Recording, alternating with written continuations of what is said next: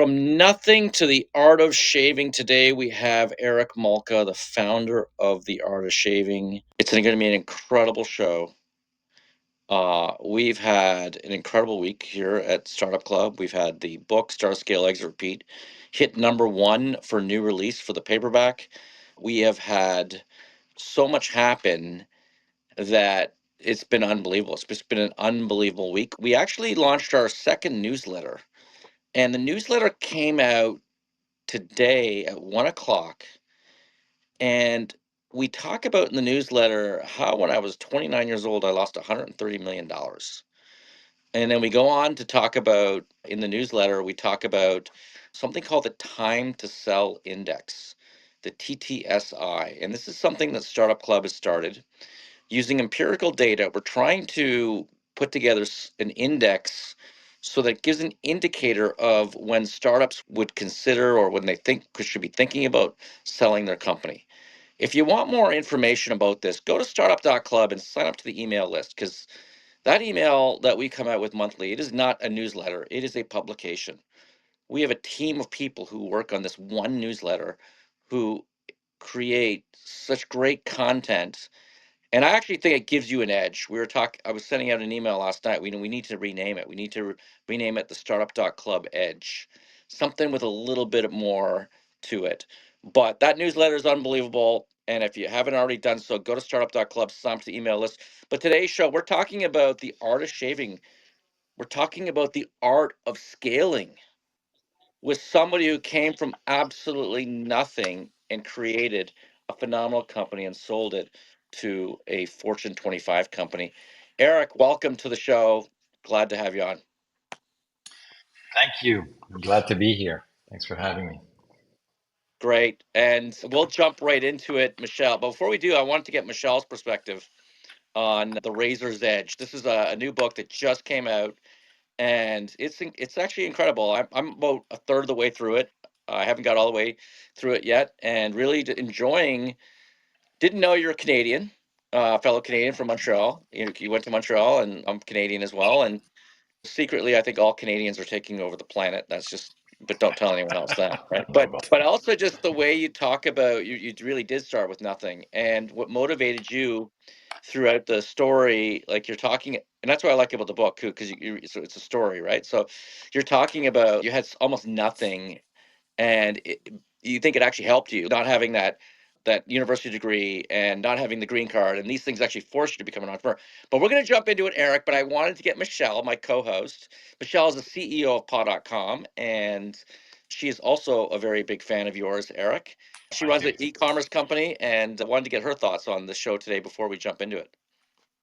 Yeah, I'm super excited. Eric, like clearly you run the gamut in terms of motivation and experience. All of these things I know our listeners really want to hear. Like how do you take this vision and run with it?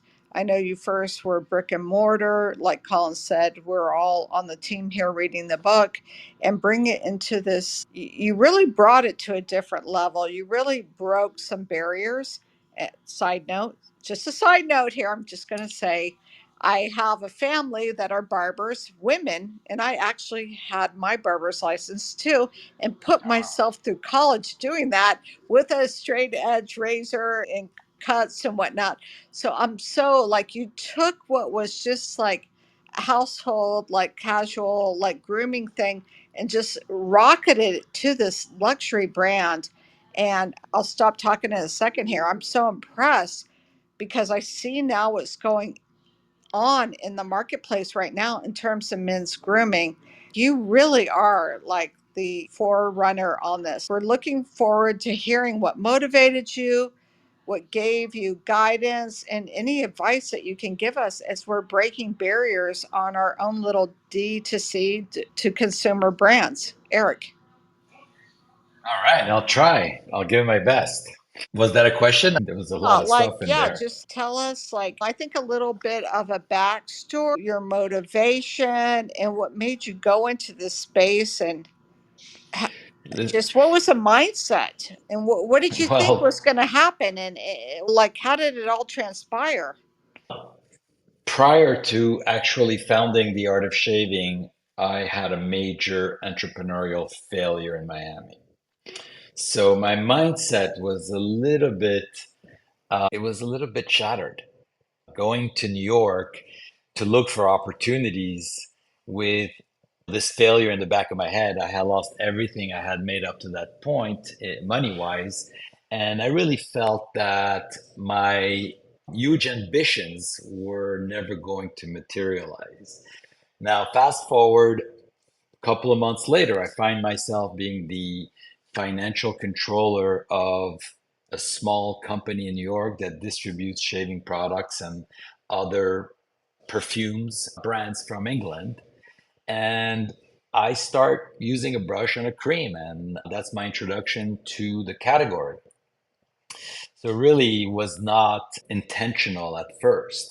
Working within that company for a few months, I realized that consumers were very loyal to this old-fashioned shaving category, but they really spiked during Father's Day and Christmas times with department stores. And as I traveled for my job to London, I realized there were some many shops that offered barber services and all sorts of old-fashioned grooming products.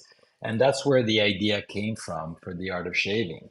Simultaneously, my wife was studying natural herbalist practices and aromatherapy, and she started concocting a pre-shave oil in our kitchen to use with this new brush and cream that I was adopting in my routine.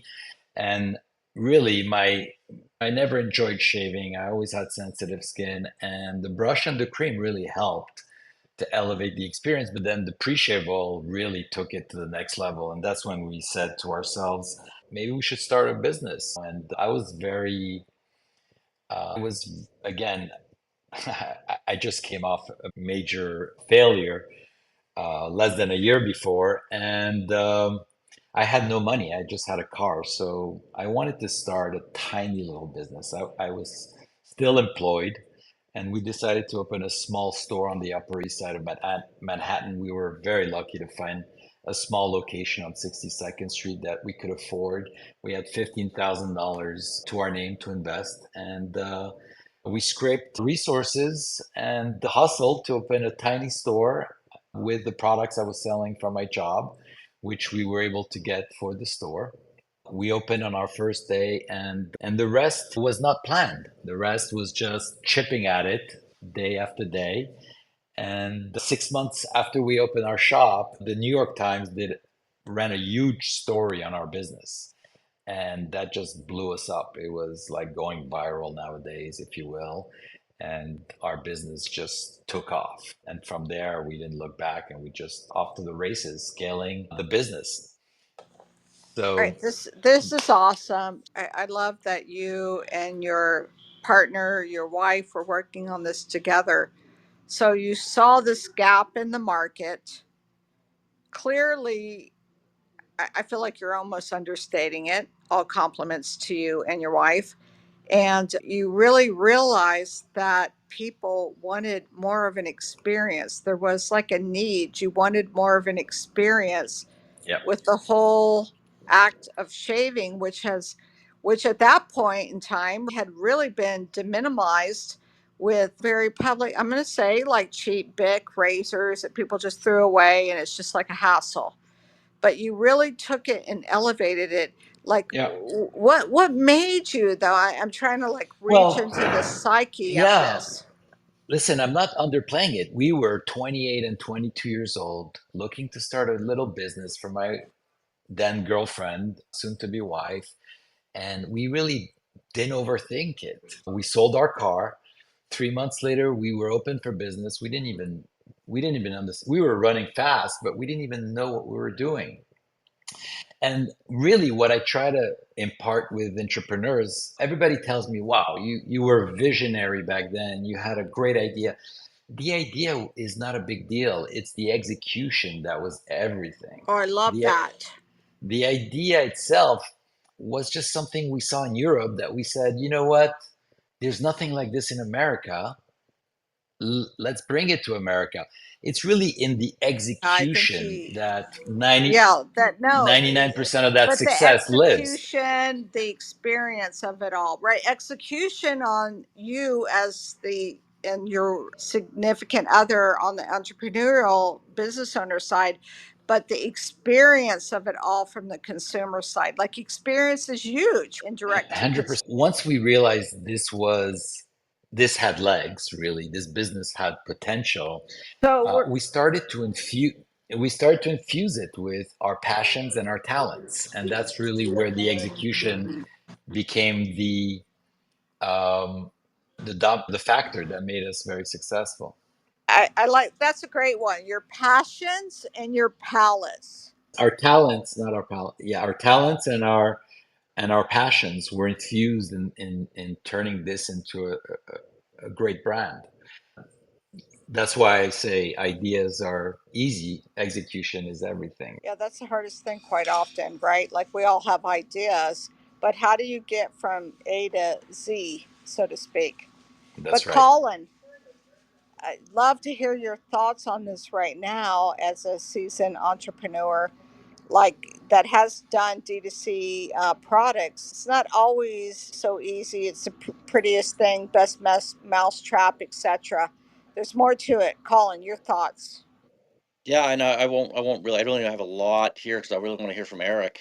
The fact is, it's not easy, and I've had a number of cases in my career where we've had ideas and we haven't acted on them. And I think I opened the second chapter of my book, Ideas to Action. Eric, it was basically an Uber Lyft competitor that we came up with 3 years before it launched and never acted on it, called My Yellow Button. We even have the domain name. So Eric, but how did you like? So you're in this. I just want to go back to the beginning. I really want to understand this. You're in this. You're in New York, and you're trying. You set up the shop. But what gave you the idea? Like, how did you know that there was this sort of like? What'd you do? Just go walk around all the shops and just see what's out there? Like, how did you know there was a hole in the market? How did you know that there was a I was problem? in the yes, I was actively employed in the grooming industry, which was almost non-existent, and being treated as a gift item for men around Father's Day and Christmas. So I was able to see the high interest from a small group of consumers we were catering to. And sometimes it's not about what you want to do, it's what there is available in front of you, right? And what was in front of us was this category of men's grooming, of men shaving from England with accoutrements and all sorts of products. Now, mind you, the brand we were distributing in the US was established in the 1800s and was still operating and very successful in the UK, generating millions of dollars in that country. So we felt that there was potential to sell this product in our own store. And as I said, we were very young, and I think we were extremely lucky because we were naive. We were naive, but we ran with it. We just ran with it, and we had good instincts and a little bit of luck along the way, frankly. So we sold our Yeah, car, it's and interesting. it's really what we did It's very interesting afterward. how that works, obviously. Also, people tell me that I took risks in opening that store, and I tell them, listen, when I started the art of shaving, I didn't consider myself to take any risk. I had nothing to lose. When you have nothing to lose, you have nothing to risk. It's really later on when I started to really leverage my business success to take it to the next level and again to the next level that I started to take real risks. But in the beginning, we didn't have the vision, we didn't have the risk factor. We were just pretty desperate, really, and thought this was an opportunity. And with very little money, we were able to scrape open a tiny store on the Upper East Side of Manhattan. By the way, the only reason we were able to get that location is because 7 businesses had failed in that location and they couldn't rent it for their lives. So they didn't even check our credit or references. They just made us sign a lease. So it was really, in the beginning, it was, we got very lucky. And then what we did with that luck is really where the magic happens. How we reinvented that business and turn it into a luxury consumer brand and experiential business model, retail business model. Yeah, it's interesting that we have a lot of e-commerce listeners here on the show, and a lot of we go to these conferences and stuff, and everybody's, we gotta have a lower price, you gotta have a lower price. But your products weren't lower price products. They weren't this, They were it was they were the highest priced products. Yeah. exactly. So how can you talk to that? Yeah, 100%. My wife and I love quality. She's from Paris. She's been brought up in a country where quality is very important. Craftsmanship is very important. It's not out of snobbishness. It's just we love quality. We always admire those beautiful luxury brands. And in our minds, that's the only way we could play. Also, before starting this business, we had a philosophy in our own lifestyle of natural living. So we wanted to use the purest ingredients, the highest quality materials. We didn't want to have anything synthetic. So this all lent itself to creating a luxury category. Also, the brand that we were selling when we first opened the store was considered a luxury consumer products in England with the royal crest from the royal family and so forth. So for us, it was really about creating a luxury product and a luxury uh, company. That's why we chose the Upper East Side, for example. Now, I had 145 retail stores, brick and mortar stores, which at that time was what you call direct to consumer. I think what a lot of direct to consumer folks in today's technology forget is that there is no difference between being a shopkeeper in a physical store and being a shopkeeper in a virtual store. And if you use the same principles, you're going to be a lot more successful as a D2C company in today's environment. All right, so what I'm hearing you say is A, you knew who your consumer ideal, let's just say, quote, ideal consumer was, and you really believed in that and honed on that, excuse me, in every aspect in terms of the product packaging. Because I remember it. Okay, Yeah. I might look young, not so much. I remember it very clearly because I told you I was from a family of barbers. Like, I Hmm. remember that being so impressed. So you really honed on the experience and who the demographic was, and then you built the whole company, the packaging, the marketing, the Yes. branding around it, and you didn't relent. That's what I recall, anyways. Yes, and that was one of the luckiest things that happened to us is that we opened a tiny little store on the Upper East Side, and 99% of the customers that walked in through the door looked like clones of each other. So one of the hardest things to do as a brand creator is to understand your demographic, who is in your sweet spot. And if you can describe that person to the T, both psychologically as well as demographically, then you can build your entire brand company around who you're serving. And for us, it was so clear who that man was and what they wanted. They actually all wanted the same thing. They repeated. It became boring to us, but it was extremely impactful to our success to hear customers after customers daily saying, I have sensitive skin. Do you have anything without fragrance? Do you have? These were the things we heard day in, day out. So when we set out to create our own brand, and create our second shop, which included the barber services, we knew exactly who our customer is. And when you know who your customer is, it's much easier to build a brand catering to that person. All right, so you've got a product, you've understood that you see the challenge in the market, or you solve the problem in the marketplace, you identified this opportunity, but now let's go to the art of scale. So how do you go from, so you're in this one store location, you said you're thinking of a second store, you can do a third store. What's your scale strategy at that point? And then how did it break out? So scaling was interesting for us because the category of men's grooming had no lane. We had no distribution channels. The cosmetic industry, which we belonged to, we were not even a stepchild. We were just an afterthought, something that they would bring in for Father's Day and Christmas. So that's why we started with creating our own stores. Now, after building the second shop on Madison Avenue, which was very successful store, the other very lucky break we had early on is that our first two stores were generating almost $1 million in profits after year two. We had incredible cash flow to drive the company. We didn't need to go and raise capital right away. We didn't raise capital until 2005, actually, 9 years after starting the company. We were in the retail business at that point, and we created our own brand, and we decided to open more stores. And our third store on Wall Street turned out to not be a success, which was a new experience for us because the first two stores were big hits.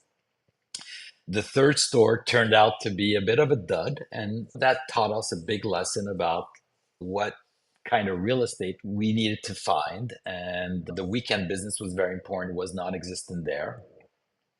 And then we opened a store in Miami at the Ball Harbor Shops in 2000. That was our first store outside New York City.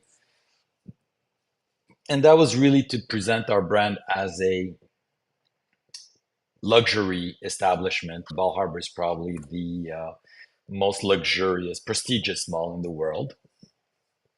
And that did well, but not great. And right after that, September 11th happened.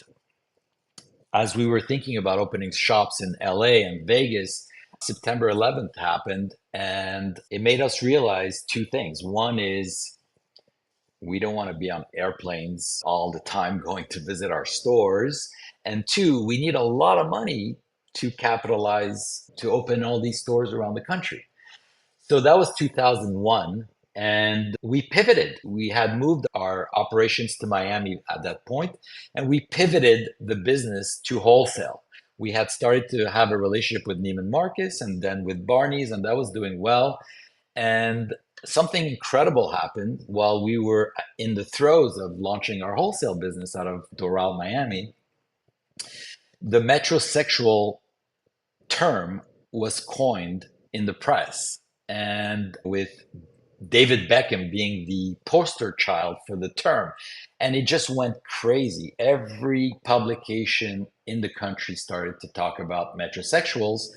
And we were at the forefront of that wave. And that was a huge wave that we rode for a few years. Every retailer in the country wanted to have men's grooming in their assortment. And the art of shaving was not only presenting its brand to them, but they were actively looking for a brand like this. So we ramped up our wholesale business extremely rapidly. We started selling to hundreds and hundreds of doors, opening hundreds of doors every year. I think we scaled to over 800 locations within 3 years. By 2000, I think by 2003, we already had 500 doors. And we started realizing that was amazing for us to drive revenue and to drive brand awareness throughout the United States. But the retailers were not behind the category enough for us to scale at the speed we wish we would in the future. So that's when we started to go back to the idea of scaling our retail brick and mortar, because we frankly had stores generating over $1 million next to department stores that were generating $50,000 with our brand. And we were thinking, listen, they're doing $50,000. We give them a 50% margin. We have to staff the stores. We're losing money. They're not going to scale. Meanwhile, our own brick and mortar stores are doing over $1 million with full margins and very profitable from a unit economic standpoint, over 30% profits. So we decided to pivot back to retail to really scale hard. At that point, I think we were reaching about $10 million in sales, but we wanted to go much faster, much bigger, much faster. When you say So pivot to retail, Eric, you mean you pivoted, you're leaning into wholesale, right? Or are you going back to your own retail stores? No, So back to brick and yeah, mortar, I think. back to brick and mortar. We said now's the time to go, and we were a very hot brand in the industry. The press was talking about us a lot, And I thought to myself, okay, all these retailers like uh, L'Occitane and other retailers in of the likes were opening these small jewel boxes in malls all over the world very successfully. And I thought maybe the way for us to expand, because outside of New York City, San Francisco, Chicago, you're talking about a mall. You're no longer talking about street traffic. So I adapted our concept from a street in New York City to live in a mall. And that's when we decided to remove the barber services element. It wasn't, we didn't have to do barbering in the malls. And we wanted a smaller footprint that we could scale very rapidly. And that's when we opened our first store in 2004. Or 3 or 4, we tested the thesis at the Columbus Circle Mall, and that did extremely well. It was a 300 square foot store doing over $1 million.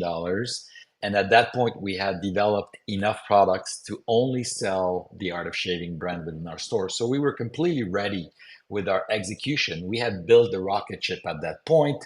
All we needed at that point was money, cash to fuel the growth. We had a scalable business model that could potentially have 200 doors in the United States, and we had the team and the products and the processes to make it happen. So in 2005, we raised capital for the first time. We had a friends and family. I call it a friends and family because they were not friends nor family, but they were local businesses, a private funding round of $2.5 million that enabled us to open 12 or 15 more stores around the country. And that success led us to a Series A round of $15 million in 2000, early 2007, to continue opening one new shop per month as we rocket shipped the company towards the $50 million mark. All right, so I'm going to rewind this a little bit because there's so much good information here. Even better than information, it's like real life experience. Like, I'm just going to, so you were like trying to get in distributors, there were all these challenges, and you and your team knew we could do this much better on our own. We've already proven it with these concept stores. I'm just going to say, Eric, maybe I'm the first to say this, maybe not. Like you and your team were the first to do these like concept stores. I'm thinking of like Kills now and all these very successful Yep, D2C brands in that category. I'm going to say you were a pioneer. You and your wife and the team 100%. were pioneers. 100%. Thank you for that. I do believe so. Of course, we were at the tail end of that. That was pre technology, obviously, but we were before Apple opened its first brick and mortar store. We were talking about experiential retail, and we had these testing counters in the middle of our stores where people could play with products, and we had services and smells and music, and we engaged the five senses as we started to realize that consumers no longer needed to come to a retail store to buy merchandise. So we had to create an experience that led, uh, that invigorated consumers to still visit the stores. And that's why the malls all over America opened their doors to us. Right. It Oh, was that's a something new. great point, Eric. So you're saying the malls recognize the uniqueness of this and they wanted to, that's why they worked with you? Am I Absolutely. understanding that? Yes. The malls also wanted to go after the metrosexual consumers. I went to Las Vegas in 2005, I think, and I pitched all the heads of the biggest mall developers in the country. And my pitch was simple.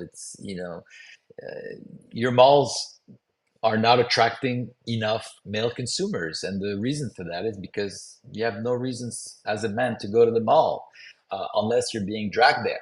So we need to give men more reasons to go to the mall with concepts like the art of shaving, something that you don't find everywhere. Frankly, you don't need another shoe store. You don't need another clothing store for women. What you need is something that can bring in that customer into your malls, and they loved it. They also saw the numbers because that's really all that matters in retail is square sales per square foot. And we had that. We started to sign leases like there's no tomorrow. We were signing leases left and right in some of the most prestigious retail malls in the country. Very expensive leases, by the way, not for the faint of heart.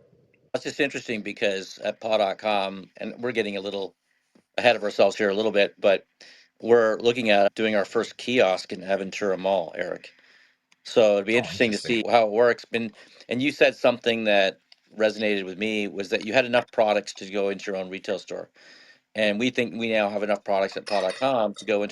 Yep.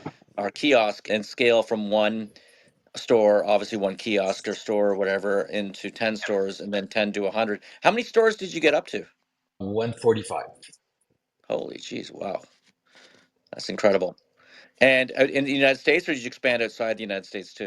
We had a small footprint in Moscow with your buddy, Gordon. But primarily, yeah, primarily we were US based. I kept my eye on the ball. I knew that if I even scratched the surface of America, I was big enough to get what I wanted. I didn't need to start looking all over the planet.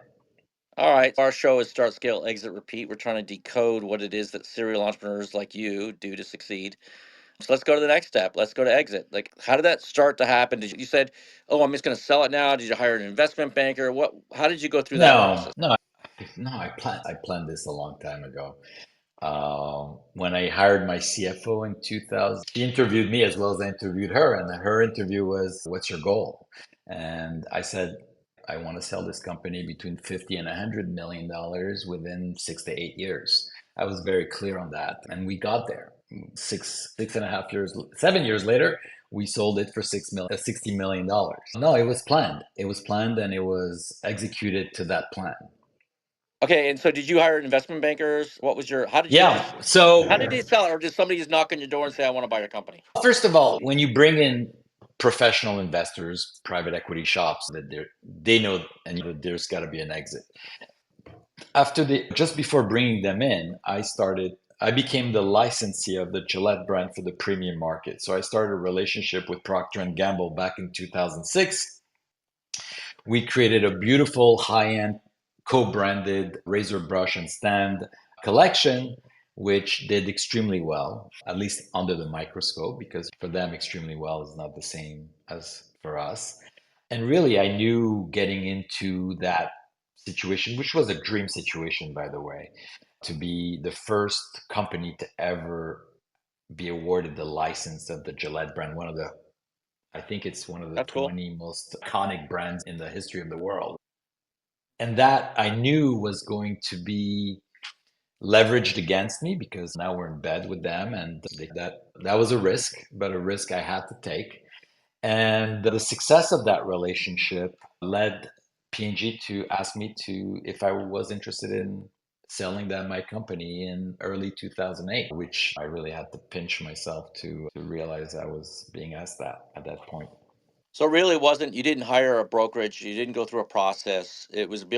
I did after. Yeah, I did. Listen, guys like me that are lucky enough to get to that point, we know nothing about M&A. I raised money with an investment bank, and that's it. I don't know how to sell a company. And P&G does this day in, day out. That's what they do, right? They have an M&A department.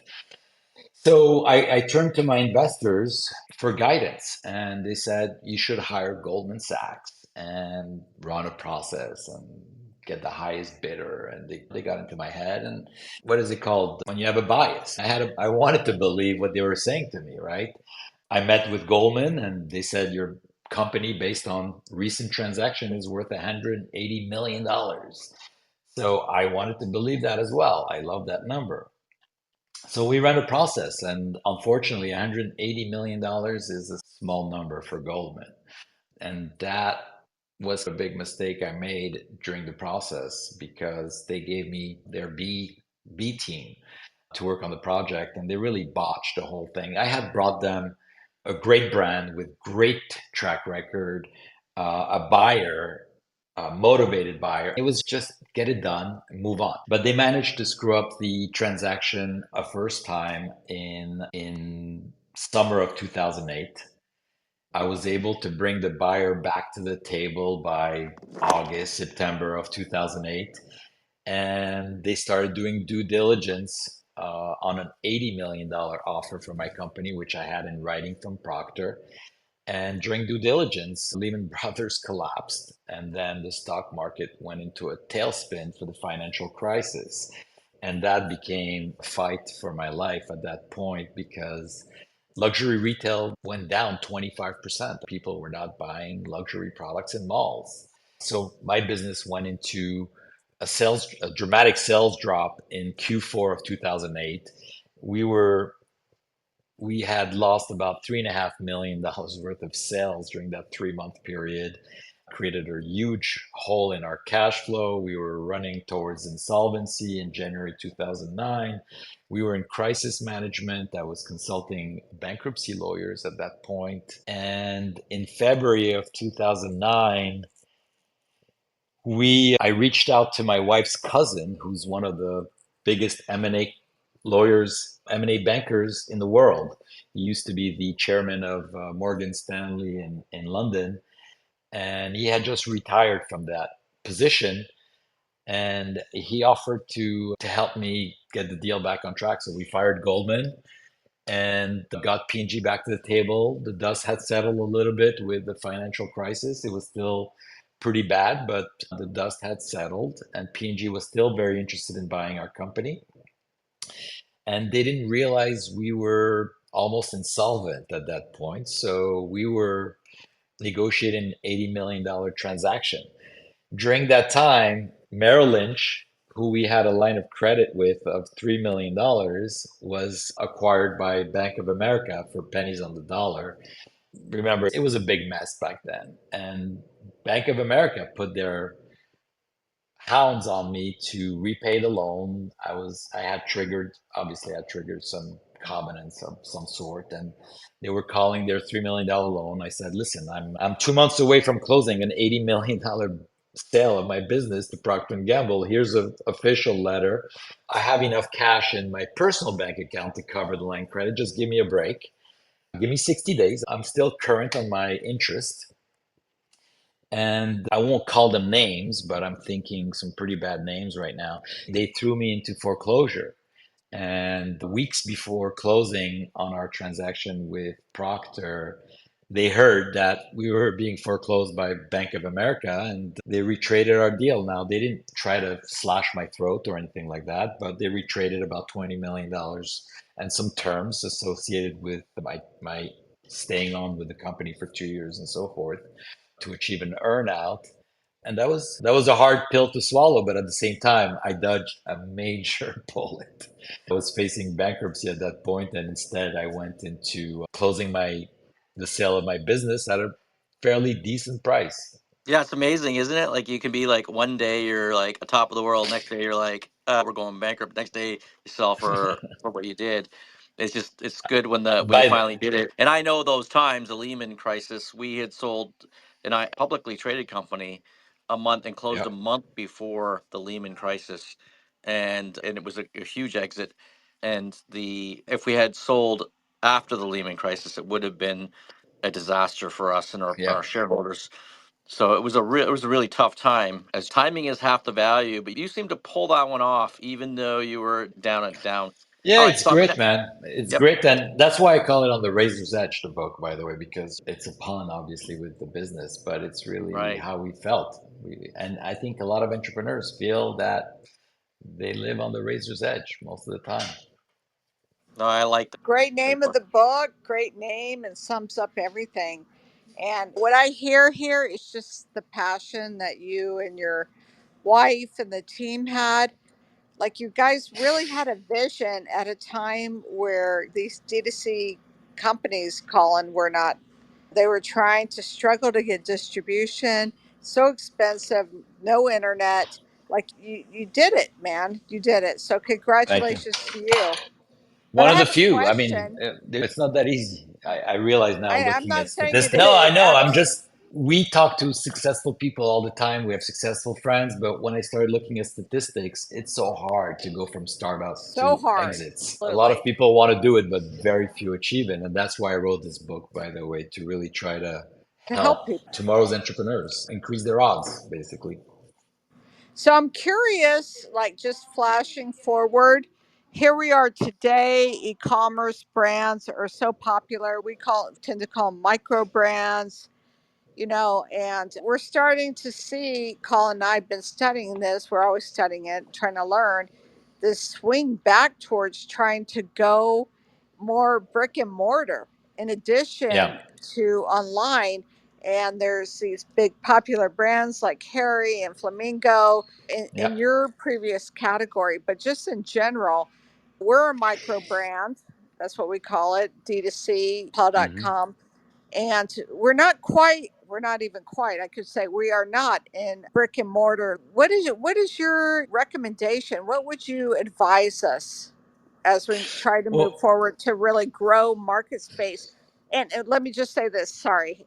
And we're like you guys were, we are not like a stereotypical category where we're just like disposable razors. We're not just dog beds. We cross boundaries. We're very decor. There's no one like us. So I'm mhm. very interested in knowing what your suggestions would be, please. I don't know enough about your business to give you an intelligent answer on that. I'd be happy to talk to you offline about it. I've, as a guy that built 145 stores before 2010, I was called a dinosaur. The whole category was called dinosaurs. Retail is dead. We've heard all that. And I always maintain my vision for the future was that it wasn't whether it was going to be brick and mortar or online. It was always going to be a marriage of the two, and understanding how those two work together for your business to support each other and to fuel the growth of each other is the key. There's definitely a resurgence of brick and mortar right now after COVID. We're seeing that, and I'm involved with businesses that are scaling it, but we're really looking at omni distribution from brick and mortar, third-party retailers, and online business to live together and to collaborate to create an experience where you're really catering to the consumer at the end of the day and making it more convenient to purchase your product. Now, brick and mortar will do something that online retail will never be able to do. It's expression of a brand. The expression of a luxury brand in the real world is so essential. You can't smell and touch things online. So it varies from businesses and categories to categories. But I think there is a place, I don't think there is a need to choose between the distribution channels. Sometimes it makes sense to have one of them or all of them working together.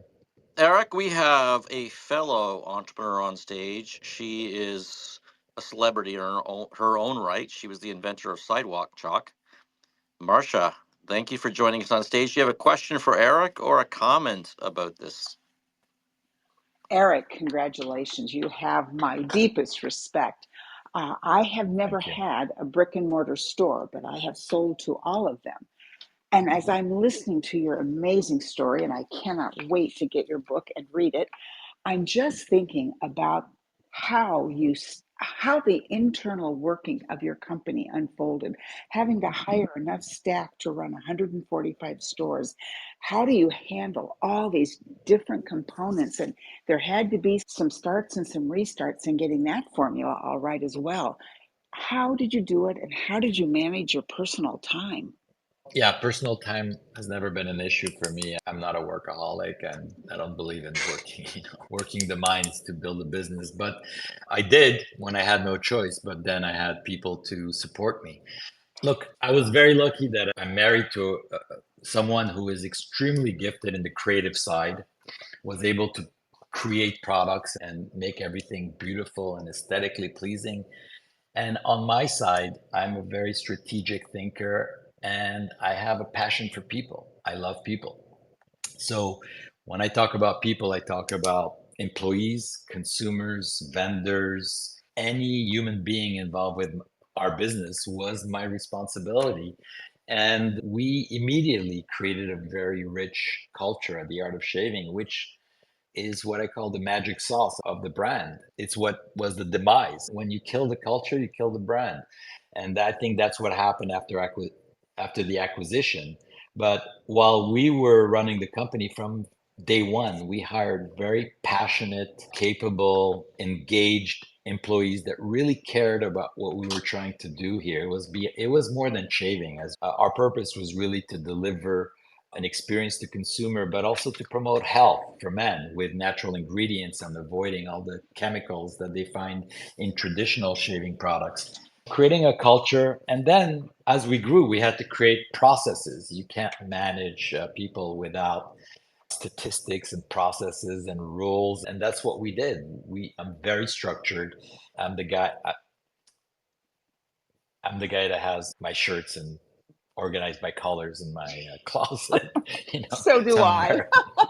So you need that, especially when you have 3 or 4 or 5 people working remotely. And by the way, that's another thing we had to deal with. We had remote employees without all the remote tools we have today.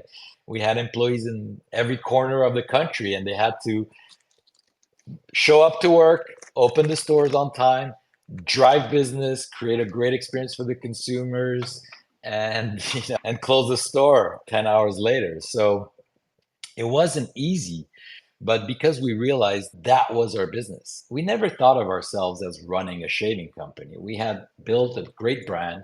And from that point on, we were a sales and marketing company that was spending 95% of its time working on people.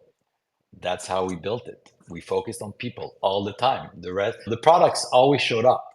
The products sat on the shelf quietly and went with the customer and performed well at their house. That did not require that much managing on a day-to-day basis. We had to manage people every single day for the rest of our lives. You did a bang up job. Did you have children at this time? Absolutely not. Okay. No. Okay. No, Whew. I knew that I would neglect the business or neglect the child. Yes. So Yeah. my wife and I, actually, I in 2007, I said to her, we should triple the size of the company and sell it and make babies. And that's pretty much what we did. The financial crisis messed up my plan. So my child was born 3 months before the acquisition was signed. He was supposed to be born 6 months or before, after it was sold. So that was a small gap in my planning there, but there's always curveballs. I could go on for about 10 more minutes, but I've got a hard stop in just a few seconds. I have to go to my last meeting of the day, but congratulations. I would love to finish this conversation with you. I have a whole list of questions, but you guys all have a great day. Thank you guys. I Thank you love being very part of much. this. Anytime. Thank you so much, Marcia. I confess, I actually love the lavender art of shaving. I've had that, and it never seemed the same after Procter and Gamble bought it. But we won't go there. You started this business. You went through that whole story there. You scaled it. You exited it, and I love the show because you went into the details. You talked about the stories, and I know you do that in the book, The Razor's Edge. So let's talk about repeat. Let's talk about Eric 2.0. What are you doing? What have you been doing since you sold the company? I'm trying to repeat it for tomorrow's entrepreneurs, frankly. I never felt a desire to operate a business again. I didn't feel it was my greatest strength. I did it as well as I could, but I felt that I could add a lot more value um, behind the scenes to support really gifted entrepreneurs. I wanted to become an investor, and I've been investing in businesses since selling the art of shaving and seeing them through the scale and exit process in their own right. And that's really what I want to do. The analogy I use is and this doesn't apply to everyone. It really does to me, but it's like an athlete. Great athletes in their 20s, when they're on the courts or in the field, they could be in the best shape of their lives. That's how I felt when I was running the art of shaving between the age of 28 and 40. I felt like I knew what I was doing. I had hustle, I had fire. I was on the field and I was kicking ass and I was winning games. But then in my 40s and then in my 50s, I felt I can't compete with these young guys, especially in the digital age. They have such an edge on me. But the principles I've learned, the resources I have, the connections I have can be instrumental to help them materialize their talents. Because what I found as an entrepreneur and meeting a lot of entrepreneurs in my career is that I've seen so many talented, driven, smart entrepreneurs fail, not get to that exit. And my thesis, and this is the thesis in the book, is that they make too many mistakes along the way that prevents them from really doing what they do best, which is the reason they were successful in the first place. So my role as an investor is really to sit on their shoulders and help them avoid a lot of these pitfalls that I was lucky enough not to fall into. And some of these pitfalls can be fatal. That's why so many businesses fail at the end of the day, and so few achieve the big dream. So I'm really looking to repeat it by helping others scale and exit. That's interesting. One of the oldest guests we've had on this show is Joe Foster, who founded Reebok, and he's turning 90 next year. And what's old again is new again. For him, it was all about reviews. For him, it was all about an influencer who he didn't even pay. Jane Fonda wore his shoes, and he went from 9 million to $900 million in 4 years. I think a lot of the principles we talk about on this show in the book, Start, Scale, Exit, Repeat, and in the Razor's Edge, I think they're principles that will live through the ages.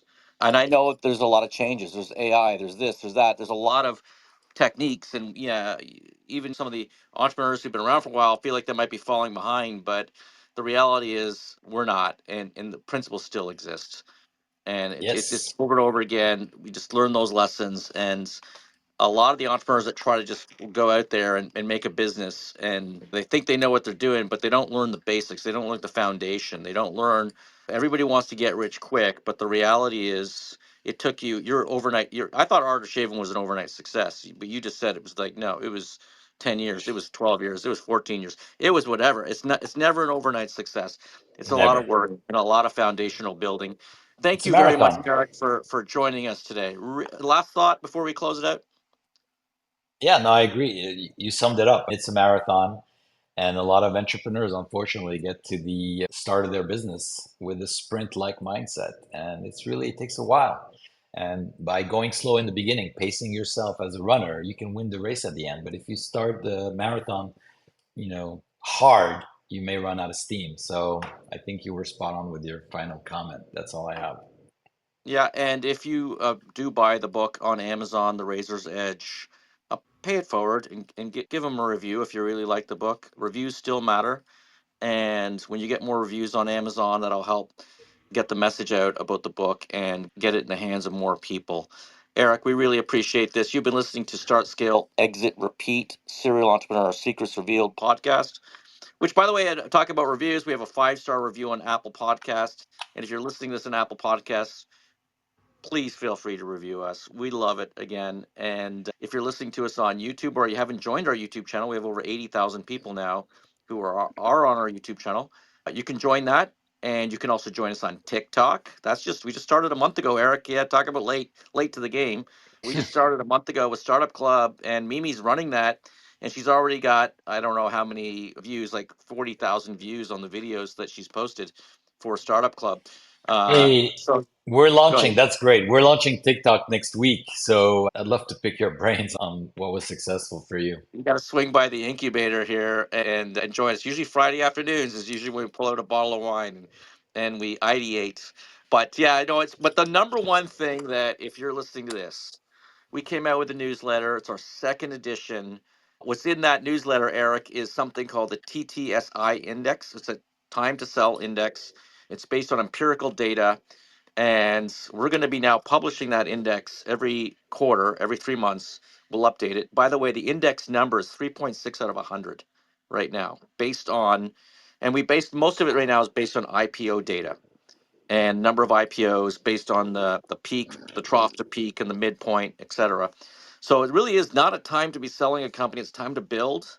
And but we do have that index, and we have an incredible newsletter just came out.